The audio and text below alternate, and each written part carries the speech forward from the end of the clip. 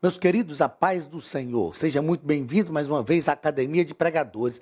Estamos estudando as lições bíblicas de escola dominical do currículo dos jovens. Neste segundo trimestre de 2020, na aula de hoje estudaremos a lição de número 3 do dia 19 de abril de 2020. O título da lição é Preparativos para a Conquista.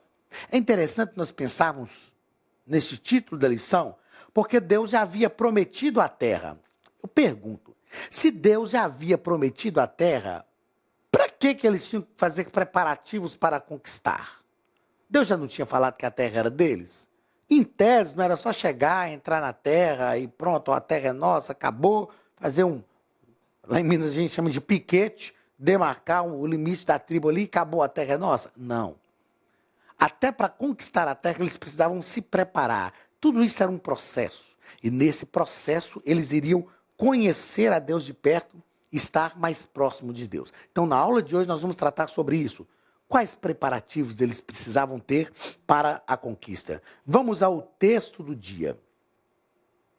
Provérbios, capítulo 21 e versículo 31, que nos diz o seguinte: o cavalo prepara-se para o dia da batalha, mas do Senhor vem a vitória. O que o texto de Provérbios está nos dizendo? Que embora o cavalo esteja preparado, embora ele vença, existe sim uma contribuição, mas a vitória vem do Senhor. Né? Então, ele só participa, nós só participamos, né? Preparando, acreditando naquilo que é a vontade de Deus para a nossa vida. Mas a vitória vem do Senhor para a nossa vida. Vamos aos objetivos da nossa lição. Objetivos? 3 objetivos. Primeiro, mostrar quais os preparativos que Josué determinou ao povo para a conquista. Segundo, explicar a respeito da necessidade de conhecer o ambiente da batalha, mas reconhecer que sem a intervenção divina, nenhuma vitória haverá.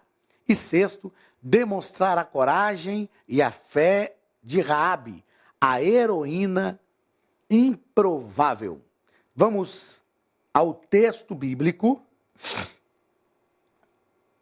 O texto bíblico da nossa lição está em Josué, capítulo 2, versículos 1 ao 9, versículo 11, versículo 23 e versículo 24. E enviou Josué, filho de Num, 2 homens desde Sitim a espiar secretamente, dizendo: andai e observai a terra e a Jericó. Foram, pois, e entraram na casa de uma mulher prostituta, cujo nome era Raabe, e dormiram ali.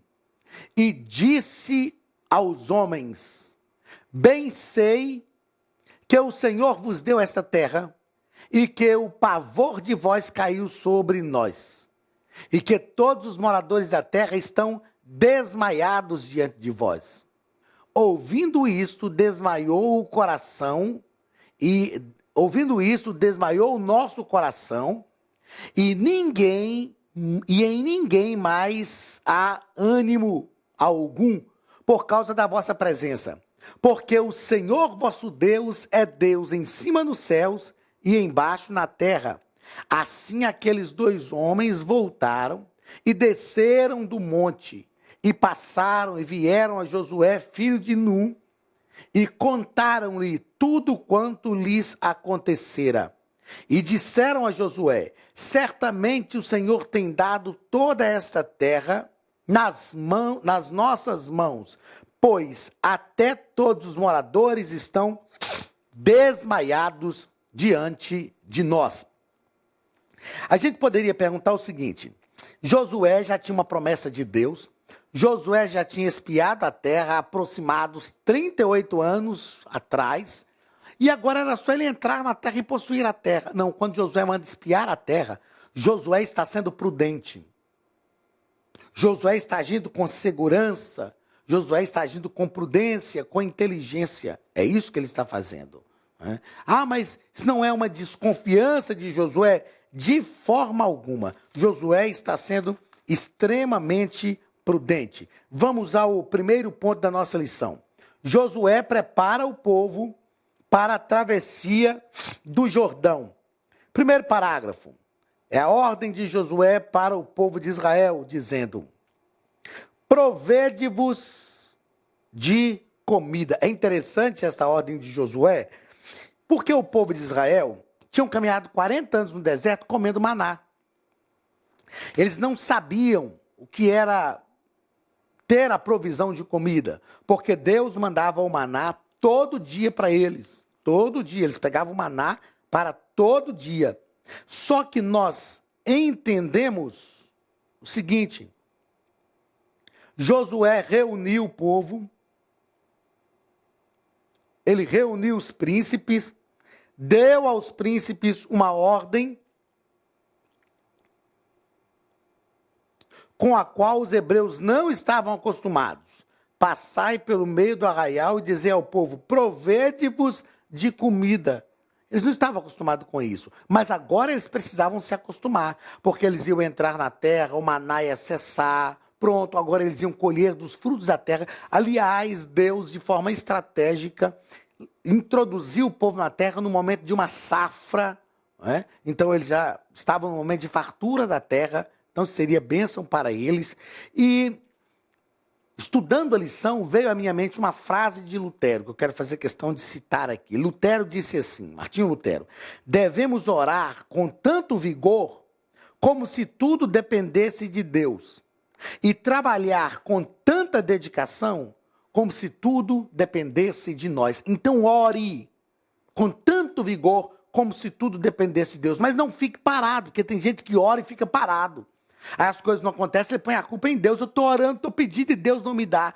Trabalhe como se tudo dependesse só de você. Segundo parágrafo deste primeiro ponto, convoque as tribos.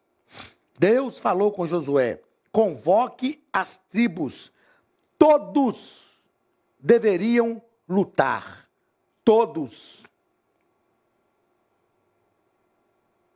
Nós vamos perceber que 2,5 tribos ficaram do outro lado do Jordão, mas elas tiveram que entrar na terra prometida, passar um grande período ali lutando para ajudar a conquistar a terra e só depois ter a oportunidade de retornar. Então todas as tribos têm que ser convocadas.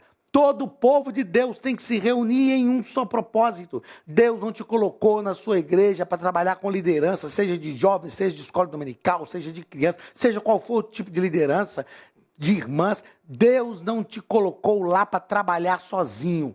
Tem gente lá para trabalhar.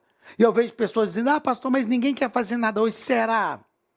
Será que ninguém quer fazer nada porque nós não valorizamos ou não damos oportunidade? Então, Deus sempre tem pessoas para trabalhar com a gente. Eu tenho um grande amigo, pastor Jander Magalhães, e ele diz assim: o diabo tem gente para trabalhar para ele em todo lugar, mas Deus também tem. Terceiro parágrafo deste primeiro ponto: seja fiel ao comandante. De nada adianta a gente ter uma bela estratégia, está aqui, ó. De nada adianta a gente ter uma bela estratégia e um formidável exército se as pessoas não estão dispostas a obedecer o guia. Se as pessoas não estão dispostas a obedecer o líder. O líder tem que ser obedecido. É lógico que se ele está dentro da direção de Deus. Se ele não está na direção de Deus, a gente não se rebela contra ele. A gente faz como Davi fez com Saul. A gente deixa Deus resolver.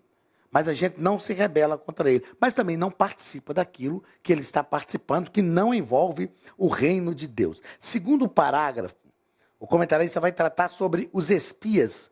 E ele vai dizer que eles foram enviados para o reconhecimento da cidade. Josué disse: olha, vocês vão reconhecer a cidade de Jericó. Jericó é a nossa próxima conquista e vocês vão reconhecer a Jericó e trazer contatos dessa cidade, trazer notícias, aliás, dessa cidade. Os espias são descobertos, nós já lemos aqui, eles são descobertos na casa de Raabe, e o rei de Jericó tenta incisivamente encontrá-los. E aí nós temos o testemunho para os espias. A própria Raabe, não é? Dá testemunho para os espias. Ela diz, nós sabemos que a terra é de vocês, que Deus vai colocar vocês na terra, e nós não temos condição alguma de lutar contra vocês. Ela disse, o nosso espírito está abatido, a nossa situação é terrível. Nós não conseguimos nos levantar para lutar contra isso. Vamos ao terceiro e último ponto da nossa lição. Terceiro e último ponto da nossa lição. Olá, queridos alunos e alunas da Academia de Pregadores, que bom ter você conosco neste momento tão especial. Estamos aqui para apresentar a nova plataforma da Academia de Pregadores, que foi construída ao longo dos últimos meses com muito carinho, um grande investimento, para levar até você não somente um conteúdo de excelência, mas também tecnologia de ponta. Veja comigo. Os cursos estão organizados por trilhas na página principal. Aqui você encontra sugestões, lançamentos, temas específicos e outras categorias. No final da página tem uma trilha com todos os cursos. Após começar os seus estudos, a primeira trilha será Continuar Assistindo, que mostra somente os cursos iniciados por você. Sobre a capa do curso, consta o número de aulas, a carga horária e um botão para adicionar aos favoritos. Nesta seta, você pode expandir e ver um vídeo de introdução. Para fazer login, clique no avatar no canto superior direito e insira o seu e-mail e senha usados no cadastro. Caso tenha esquecido a senha, é só clicar neste link, preencher o e-mail cadastrado e a senha será enviada. No canto superior esquerdo fica o novo menu do portal. Ao abrir um curso pela primeira vez, você vê as informações do curso e do professor. E na lateral, ou logo abaixo, se for no celular, está a lista de módulos e aulas. Algumas aulas iniciais podem ser grátis e qualquer pessoa que fizer um cadastro rápido pode assistir. Após se matricular, aqui você vê as aulas concluídas, aulas liberadas ou agendadas. Você pode adicionar os favoritos, dar uma nota ao curso e acompanhar o seu progresso. E se você sair do curso e retornar depois, o sistema vai abrir exatamente a última aula assistida. Se estiver no computador, use esta seta para ampliar a tela. Logo abaixo da videoaula, você encontra os links para baixar anexos, como áudio e apostilas. E neste campo em branco, pode fazer as suas anotações enquanto assiste. Depois é só imprimir ou salvar. Quando terminar o curso, clique no botão Emitir meu certificado e ele será gerado automaticamente no mesmo instante e sem custo. Clicando no avatar, você tem acesso ao seu perfil e histórico de pagamento. Em Meus Cartões, pode adicionar um novo cartão de crédito para fazer o pagamento do seu plano. Se você já era nosso aluno e seu cartão não aparece aqui, adicione um cartão na nova plataforma. Então aproveite as novidades e clique em Assine Agora. Escolha um dos planos e tenha acesso a todos os cursos imediatamente. Venha para a Academia de Pregadores, a maior escola bíblica online do Brasil.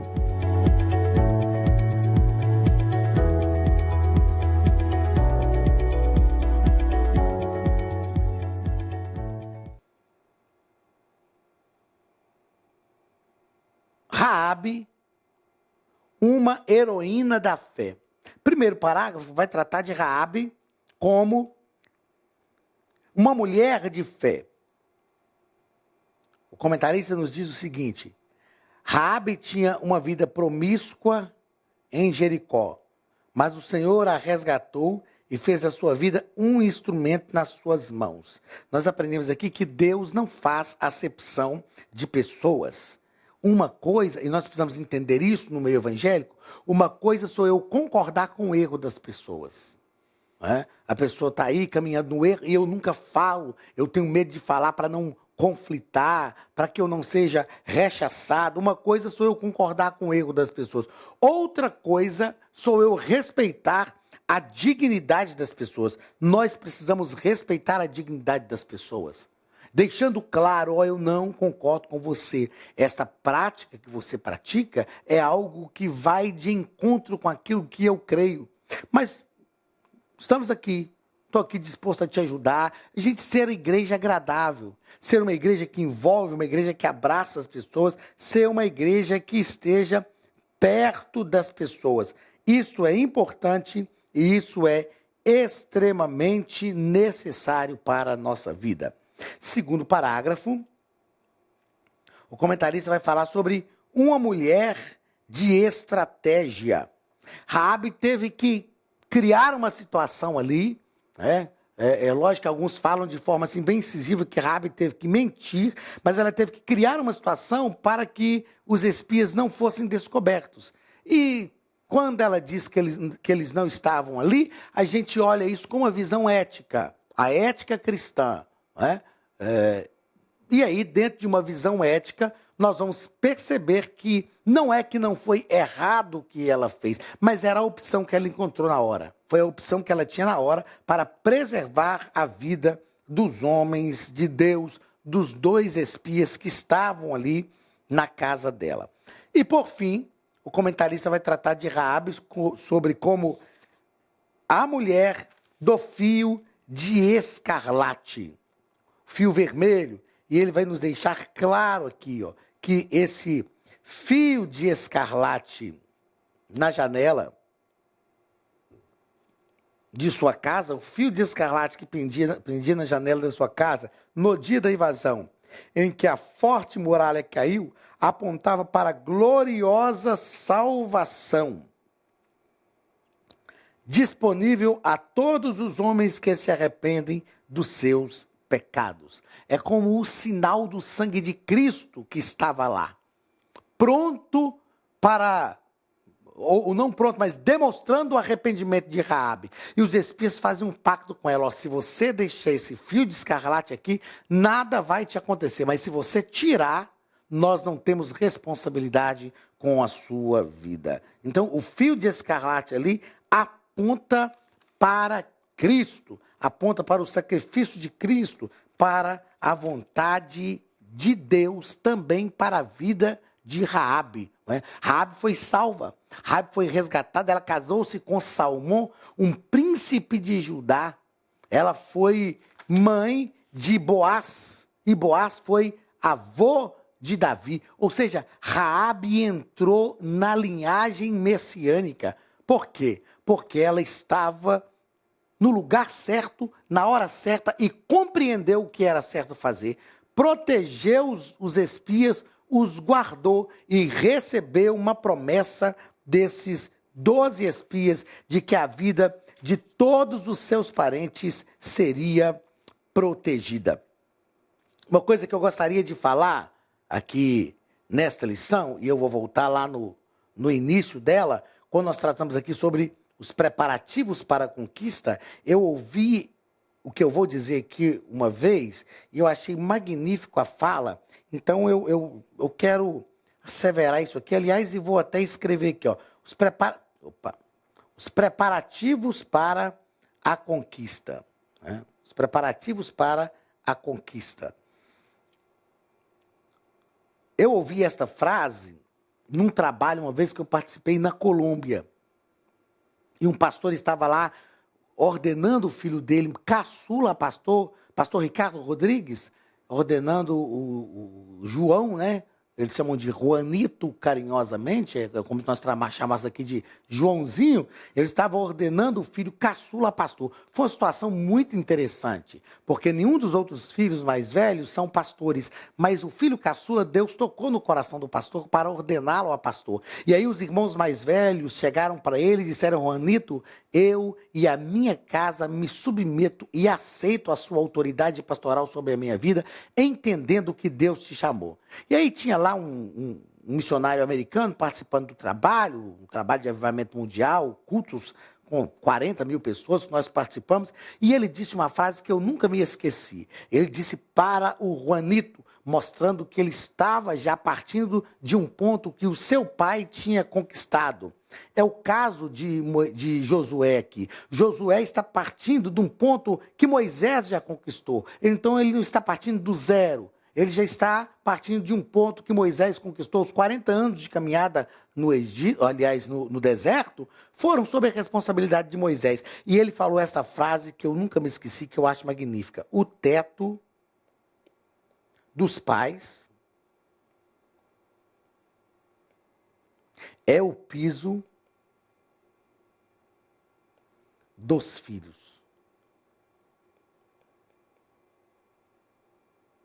Eu sempre falo para os meus filhos o seguinte: aquilo que eu conquistei já está conquistado para eles.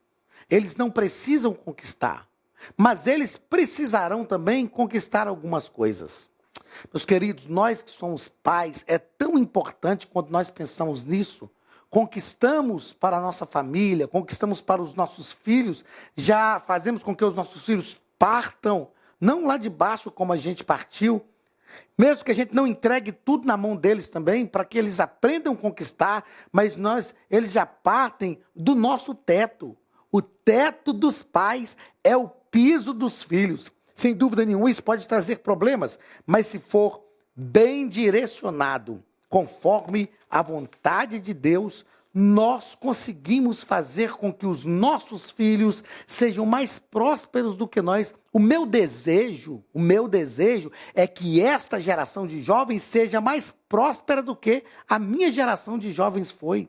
E eu falo isso com tranquilidade, falo isso com toda a sinceridade do meu coração. O meu desejo é que nós tenhamos obreiros mais prósperos, pregadores mais prósperos, professores mais prósperos, gente mais próspera, porque isso é o crescimento do reino de Deus. Isso indica que o reino de Deus está crescendo e isto é maravilhoso, maravilhoso. Então nós falamos aqui sobre a frase de Lutero, citamos aqui também a questão de Raabe, né?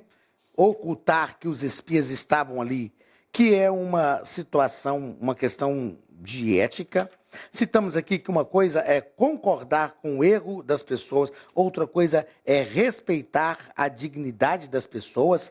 Ah, tá. E no segundo ponto aqui, no segundo parágrafo, ou segundo ponto, eu queria citar algo que eu anotei aqui, que eu acho de grande relevância nós abordarmos. Quando o comentarista fala conosco o seguinte, que a conduta de Josué, essa conduta de Josué, quando ele envia os dois espias, essa conduta de Josué em reconhecer as condições que seriam enfrentadas por as suas tropas, demonstra sua responsabilidade pessoal e atesta a sua profunda dependência de Deus e fé, pois qualquer que fosse o relatório dos espias, ele já havia anunciado que a batalha seria travada. Como nós falamos aqui, Josué envia lá os dois espias, mas isso demonstra falta de confiança? Não, de forma alguma. Ele já havia dito que eles iriam conquistar aquela terra.